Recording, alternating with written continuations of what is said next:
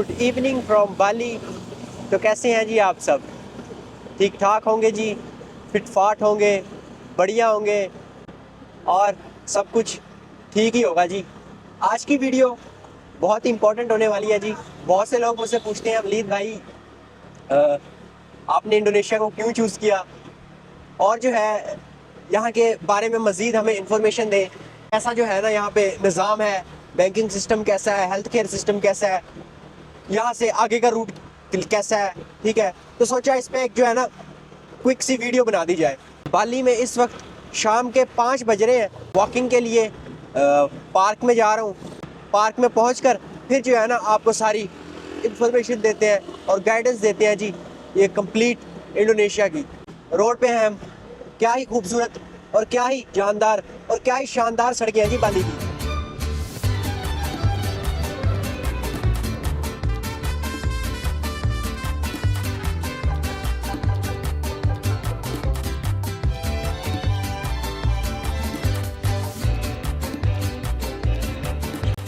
बाली की सबसे मोस्ट जो फेमस पार्क है वहाँ पर हम पहुँच चुके हैं। बाइक जो है हमने अपनी खड़ी कर ली है और यहाँ पर चेक करें जी, इवनिंग के टाइम ना बहुत ही ज़्यादा यहाँ पर क्राउड होता है। बहुत सारे लोग यहाँ पर आके जो है ना वॉकिंग करते हैं और साथ आपको ये खाने पीने के स्टॉल भी साथ साथ देखने के लिए मिल जाएंगे जी। ये देख लें जी, कितनी खूबसूरत, कितनी ही प्यारी और कितनी ही जानदार है जी ये पार्क। तो चलें जी, हम जो है अपने टॉपिक पर आते हैं कि मैं क्यों इंडोनेशिया मूव हुआ, कोई और कंट्री ही क्यों चूज़ नहीं की जी मैंने। तो जी इसकी मैं आपको अपना फेस बताता हूँ। जब मैं था यूनिवर्सिटी में, अक्टूबर 2024 में जो थी ना मेरी जो बैचलर की डिग्री थी वो ऑलमोस्ट कंप्लीट हो चुकी थी। मुझे कहीं ना कहीं तो निकलना था जी, किसी ना किसी कंट्री में जाना था। मैं सर्च कर रहा था कि भाईजान किस कंट्री में जाऊँ, कौन सी कंट्री बेस्ट रहेगी, किस में जो है लिविंग कॉस्ट बेहतर रहने वाली है, किस में जो है वीज़े के प्रोसेस जो है वो थोड़े से स्मूथ होने वाले हैं, प्राइस भी जो है हमें रीज़नेबल पे काम जो है वो हमारा हो जाए। मेरी नज़रों से ना 2-3 कंट्रीज़ गुजरे जिनमें मलेशिया और इंडोनेशिया और इसके साथ साथ यूके का आप स्टडी वीज़ा लगा लें। तो मैं सोच रहा था मास्टर जो है ना वो यूके से कर लेते हैं। तो फिर मेरा जो ज़्यादा रुझान होता है ना वो बिज़नेस की तरफ होता है। मैं यार क्यों जो है ना स्टडी वीज़े को ना स्किप किया जाए, क्योंकि उसमें आपको पता है 12-15 हज़ार पाउंड 1 ईयर की फ़ीस होती है मास्टर की, आलमोस्ट 50 लाख बन जाता है। और जो फिर बाकी इंश्योरेंस के खर्चे हैं, वीज़े की कॉस्ट है आपकी, वो अलहदा से होती है। तो फिर इसलिए ना उसको स्किप ही कर दिया। ऊपर से पढ़ाई में मेरा वैसे ही मतलब समझने के जान छुड़ाई थी मैंने बैचलर से, बड़ी मुश्किल से 4 साल की डिग्री वो कंप्लीट की। तो उसके बाद जो है ना हमने मलेशिया का देखा। मलेशिया की जो है ना कंपनी फॉर्मेशन का प्रोसेस हो रहा था कि भाईजान मलेशिया में आप जो है कंपनी फॉर्मेशन करके दैन जो है ना वहाँ पे आपको वीज़ा मिलता है। ठीक है, तो फिर उसकी मैंने जो है ना रिसर्च वगैरह स्टार्ट कर दी सारी कि जी किस तरह जो है ना इसका कंपनी फॉर्मेशन होगी और ये सारा सिनेरियो बनेगा मलेशिया का। तो जब मैंने उसकी फाइनलाइज़ हुआ ना उसका काफ़ी बंदों से बात की, एजेंटों वगैरह से, तो उसका आलमोस्ट $10,000 जो है ना कॉस्ट आ रही थी। उसमें जो है आपकी कंपनी भी बन रही थी और उसमें ही आपका वीज़ा भी निकल रहा था। और वो जो कंपनी भी है ना आपकी लबुआन एक जजीरा है मलेशिया का, वहाँ पर बन रही थी। तो कोलमपुर में, जो आपको पता है कोलमपुर जो है बेस्ट एरिया है मलेशिया का, वहाँ पर भी आप मतलब कि अपने ऑफिस जो आपका बिज़नेस का ऑफिस था ना वहाँ पर नहीं खोल सकते थे आप। सारा बिज़नेस जो अपना सेटअप है ना लबुआन में करना था जी। $10,000 जो है मैं ये मलेशिया की कंपनी और वीज़े पे ही लगा दूं, और ऊपर से जो आपको पता है कि बिज़नेस करने के लिए आपको इन्वेस्टमेंट जो है वो अलहदा से रिक्वायर्ड होती है। फिर जो है ना इंडोनेशिया कंट्री मेरी नज़रों के सामने से गुजरी। मैंने सोचा यार इसका ज़रा देखते हैं कि इसका जो वीज़ा प्रोसेस है कैसा है और यहाँ पर कौन कौन सी वीज़ाज़ हैं जो हमें ऑफ़र किए जा रहे हैं। तो यहाँ भी सेम वीज़ा मैंने देखा कि आप यहाँ पर इंडोनेशिया में कंपनी बनाते हैं और उस पर ना आपका एक वीज़ा निकलता है। मैंने सोचा चलें अब इसकी जो है ना कॉस्ट वगैरह जो है ये देखते हैं क्या आने वाली है। तो जब मैंने इसका काफ़ी लोगों से मैंने पूछा, इसकी जो कंपनी फॉर्मेशन थी इंडोनेशिया की ऑलमोस्ट $1,000 से $1,200 में हुई थी जब मैंने करवाई थी। ठीक है, और जो वीज़े की कॉस्ट थी वो भी यही बता रहे थे। तो मैंने कहा ये सही है यार, 5-6 लाख में आपकी कंपनी बन रही है और 2 ईयर का इन्वेस्टर वीज़ा भी मिल रहा है। तो ये ऑप्शन जो है ना मुझे अच्छा लगा बनिस्बत मलेशिया के, क्योंकि वहाँ पर आपको $10,000 जो ऑलमोस्ट आप PKR में लगाएं तो 30 लाख रुपये बन जाते हैं। तो मैंने कहा यार 30 लाख कहाँ और कहाँ 5-6 लाख। तो मैंने कहा सही है जी, इंडोनेशिया का ही करवाते हैं काम। तो फिर मैंने जो है इंडोनेशिया का ही इन्वेस्टर वीज़ा जो है वो लिया। इंडोनेशिया का सारा प्रोसेस स्टार्ट कर दिया अपना। कंपनी भी बनवा ली और जो है वीज़ा भी अपना निकलवा लिया। जो ये मेरा प्रोसेस हुआ था ऑलमोस्ट 5 से 7 डेज़ में कंपनी बन गई थी और वीज़ा जो था ना वो मेरा लेट आया था। वीज़े में ऑलमोस्ट 2 वीक्स लग गए थे, आप लगा लें 10 से 14 वर्किंग डेज़ लग गए थे वीज़ा आने में।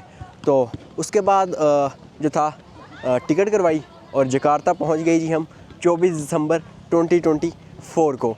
तो सबसे पहले जो मैं रुका था वो सेंट्रल जकार्ता में ही रुका हूँ। मैं 3 मंथ जकार्ता में था, मगर मैं कैपिटल सिटी सेंट्रल जकार्ता में रहा था। और अब बात कर लेते हैं जी लिविंग कॉस्ट की, कि जकार्ता में क्या लिविंग कॉस्ट रहती है और कैसी रहती है। और मैं सबसे एक्सपेंसिव एरिया में रहा हूँ, क्योंकि कैपिटल सिटी आपको पता है जो है वो इनका सेंट्रल जकार्ता है। सेंट्रल जकार्ता में ना आपको बोर्डिंग हाउस मिल जाएंगे, ठीक है। बोर्डिंग हाउस होते हैं वहाँ पर। मैं रेंट पे कर रहा था ऑलमोस्ट 1 मंथ का 2.5 मिलियन IDR।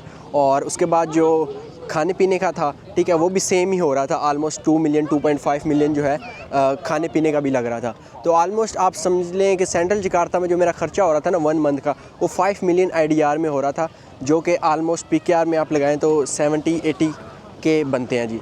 अगर आप दूसरे एरिया में रहते हैं ना, लाइक तंगरंग में रहते हैं या और भी एरियाज़ हैं, इनके बकासी भी एक एरिया है, ठीक है, एरियाज़ तो आपको बहुत ज़्यादा मिल जाएंगे, ठीक है। वहाँ पर जो है ना आपको रेंट वगैरह जो है ना वो कम प्राइस में देखने के लिए मिलेंगे।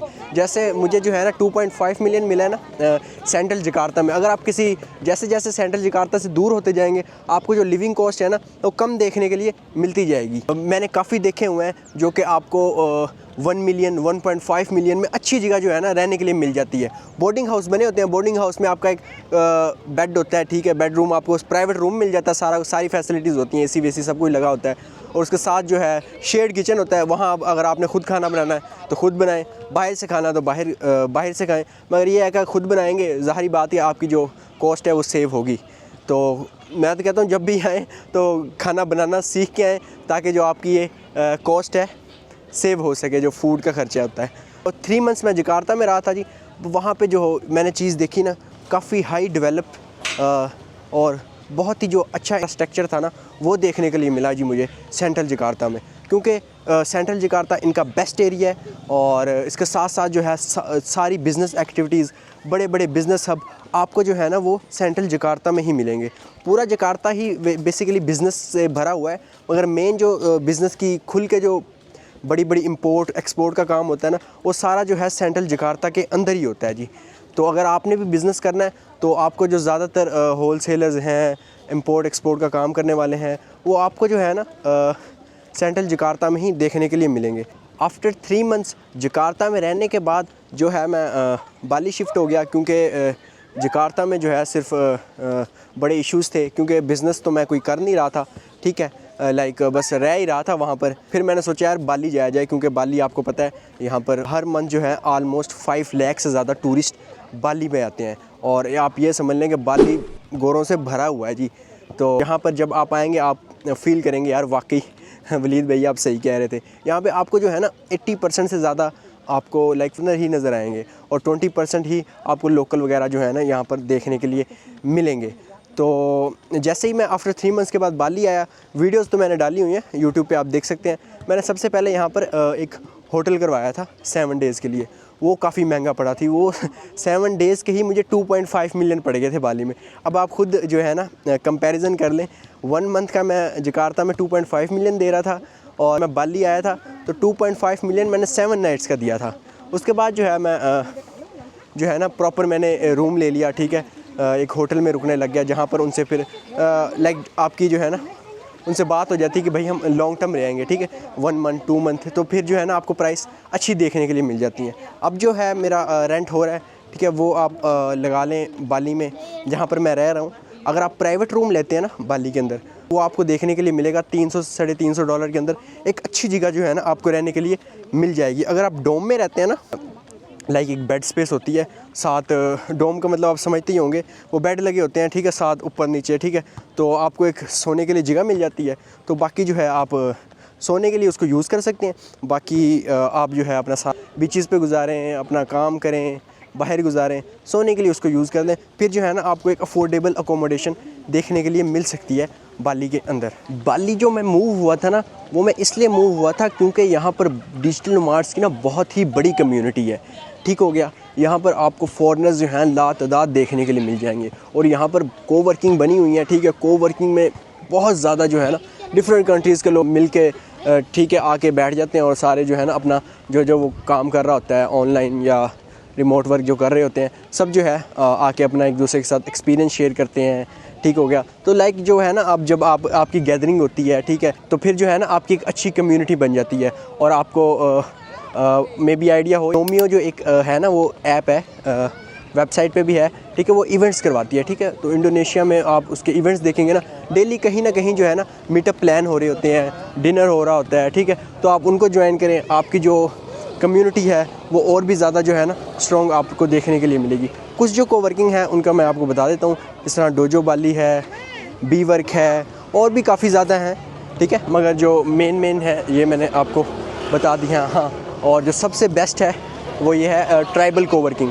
ट्राइबल कोवर्किंग यार बहुत ही लाइक अच्छी है, उसको मैंने एक्सप्लोर भी किया, मेरी प्रीवियस वीडियोस को देख सकते हैं। उसके बाद अगर हम बात करें जिसके बारे में मुझसे बहुत ज़्यादा पूछते हैं, वलीद भाई अगर हम यहाँ पर इंडोनेशिया आ जाते हैं तो ये बताएं कि आफ्टर 3 मंथ्स बाद, 4 मंथ्स बाद, ठीक है, कोई आगे का रूट है कि नहीं, ठीक है। लाइक अगर हमने यहाँ पे जापान का वीज़ा अप्लाई करना हो, शेंजन का अप्लाई करना हो, यूएसए का अप्लाई करना हो, तो कोई वीज़ा लगने के चांसेस हैं या नहीं है।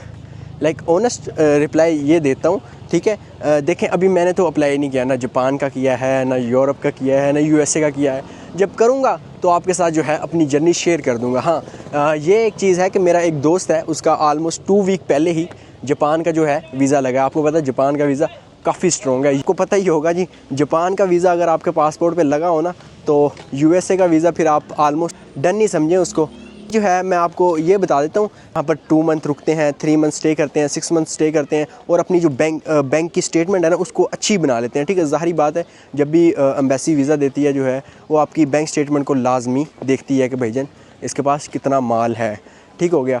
तो यहाँ पर आएँ, 3 मंथ स्टे करें, 6 मंथ स्टे करें, और फिर जो है ना अपनी वीज़ा फ़ाइल कर दें और ट्रैवल हिस्ट्री अपनी बना के रखें, ठीक है। ट्रैवल हिस्ट्री अच्छी होगी, फिर जो है ना आपको वीज़ा लगने के जो चांसेस हैं वो आपको पता है ज़्यादा होते हैं। ये एक चीज़ है, ये आपको बता देता हूँ। अगर आप जापान का वीज़ा अप्लाई कर रहे हैं ना, तो इसमें जो है ना आपको लाइक अपॉइंटमेंट का आपको पता पाकिस्तान में बहुत ज़्यादा इशू होता है। अब मेरा एक दोस्त है, वो कह रहा था यार मैंने जर्मनी की अपॉइंटमेंट लेनी है, मगर मुझे 2 ईयर्स बाद की जो है ना अपॉइंटमेंट मिल रही है। मैंने कहा यार 2 ईयर्स बाद की अपॉइंटमेंट, तो ये आपको पता है इश्यूज़ हैं पाकिस्तान में, अपॉइंटमेंट्स आपको नहीं मिलती। यहाँ पर अपॉइंटमेंट क्या रोल लेनी है जी।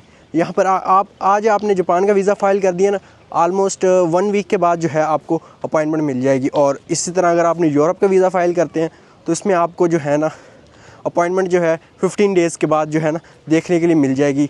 तो इसमें डिपेंड करता है आप कौन सी यूरोप की किस कंट्री में जो है ना वीज़ा अप्लाई कर रहे हैं। और इसके बाद अगर आप यूएस के लिए अप्लाई करते हैं तो आपको ऑलमोस्ट 32 डेज़ के बाद अपॉइंटमेंट यूएसए की देखने के लिए मिल जाती है। कहने का मकसद ये है कि यहाँ पर जो है ना आपको फ़ास्ट लाइक अपॉइंटमेंट्स देखने के लिए मिल जाती हैं। अपॉइंटमेंट्स के रोल नहीं है जी, बस आप यहाँ पर आएँ, 3 मंथ स्टे करें, 6 मंथ स्टे करें, उसके बाद जो है जहाँ आपने अप्लाई करना है वहाँ आप वीज़ा फ़ाइल कर दें। क्योंकि अब अगर आप ऐसा करेंगे ना, जैसे ही आप यहाँ पर आए 1-2 मंथ रुके और आपने वीज़ा फ़ाइल कर दिया, तो एम्बेसी भी सोचता है कि यार अभी इसको आए 1-2 महीना हुआ है, फिर आपके जो मुझे लगता है कि वीज़ा के चांसेस थोड़े कम होंगे। बाकी वीज़ा देना ना देना वो तो लाइक आपको पता है एम्बेसी का ही काम होता है, ठीक है। जहाँ तक मुझे नॉलेज है वो उसके बारे में जो है मैं आपको गाइड कर रहा हूँ। अब जो है जी हम बात कर लेते हैं यहाँ का health care system. Health care system जो है ना इनका काफ़ी अच्छा है, मैं समझता हूँ। जकार्ता में जो है और आपको पूरे इंडोनेशिया में इंश्योरेंस वगैरह जो है हेल्थ की इंश्योरेंस देखने के लिए मिल जाएंगी। अगर आप वो ले लेते हैं फिर जो है ना अगर आपको कोई लाइक सडनली या अनफॉर्चुनेटली या कोई भी मतलब कि बीमारी आ जाती है तो आपका जो गवर्नमेंट के हॉस्पिटल हैं उनमें फ्री इलाज हो सकता है अगर आपके पास इंश्योरेंस होगी। तो अगर आपके पास इंश्योरेंस नहीं है फिर जो है आपका जो आपने प्राइवेट हॉस्पिटल में जाना होगा, तो वो ज़ाहिर बात प्राइवेट हॉस्पिटल वाले पे जिस तरह चार्ज करते हैं वो तो फिर आपको पता ही है जी। तो इसके बाद जो बात कर लेते हैं यहाँ का बैंकिंग सिस्टम का। बैंकिंग सिस्टम जो है ना मुझे काफ़ी पसंद आया जी इनका। लाइक आपको अगर आप जैसे ही आप यहाँ पर आएंगे ना, आप लाइक अपना बैंक ओपन करवाने जाएंगे, आपको विद इन जो है ना 30 मिनट्स के अंदर आपका बैंक भी ओपन कर देंगे, और जो आपका ATM कार्ड है उसी वक्त आपको ATM कार्ड भी दे देंगे। ये नहीं कहेंगे आपको कि भैया 2 हफ्ते बाद है ना फिर जो है ना आपको आपका ATM कार्ड मिलेगा। तो ये मुझे काफ़ी अच्छी बात लगी। और उसके बाद आपने डायरेक्ट डिपॉज़िट करना हो, वो आप ATM मशीन से ही आप जो है ना अपना डिपॉज़िट कर लेते हैं। काफ़ी जो है ना मैं समझता हूँ कि डेवलपिंग और अच्छा लाइक हाई डेवलप कंट्री है ये इंडोनेशिया। और इसके बाद हम बात कर लेते हैं यहाँ के लोग, ठीक है। ये देख लें आप कितने ज़्यादा जो लोग हैं ना यहाँ पे बैठे हुए हैं, सारे जो है इंजॉय कर रहे हैं। और बहुत ही यार मैं समझता हूँ ना बहुत ही जो है ना फ्रेंडली पीपल हैं यार। ऑलमोस्ट 7 मंथ हो गए हैं मुझे यहाँ पर, तक जो है ना कभी भी किसी को यहाँ पर लड़ते हुए नहीं देखा कि कोई लड़ रहा हो, झगड़ रहा हो, ठीक है। बहुत ही अच्छे और बहुत ही मैं समझता हूँ कि पीसफुल लोग हैं यहाँ के। तो जी ये थी सारी इन्फॉर्मेशन। और बस लास्ट मैं आपको बस ये बता देता हूँ, अगर आप बाली आते हैं, बाली में आकर बीचेस वगैरह को एंजॉय करें, क्योंकि यहाँ पर बीचेस जो है जान है बाली की। और जकार्ता में अगर रहते हैं वहाँ पर जो है ना आपको लिविंग कॉस्ट कम देखने के लिए मिलेगी एज़ कम्पेयर टू बाली। हाँ, अगर आपने अच्छी कम्युनिटी बनानी है, अच्छे लोगों के साथ कनेक्ट होना है, बाली इज़ योर बेस्ट डेस्टिनेशन हो सकती है अभी। चलें जी, काफ़ी मैंने कोशिश की है कि आपको इन्फॉर्मेशन प्रोवाइड की जाए जितनी मैं प्रोवाइड कर सकता था, फिर चाहे वो वीज़ा से रिलेटेड हो या चाहे यहाँ का हेल्थ केयर सिस्टम के बारे में इंफॉर्मेशन हो या बैंकिंग सिस्टम के बारे में हो या वीज़ाज़ के बारे में हो, ठीक हो गया। तो अपनी तरफ से जी मैंने पूरी कोशिश की है कि आपको जितनी मुझे नॉलेज है, ठीक है, उतनी मैं आपको नॉलेज प्रोवाइड कर दूं। इस वीडियो को, इस छोटे से व्लॉग को यहाँ पर एंड करते हैं जी। उम्मीद है जी आपको ये नॉलेज, ये इन्फॉर्मेशन आपको कहीं ना कहीं ज़रूर हेल्प करेंगी।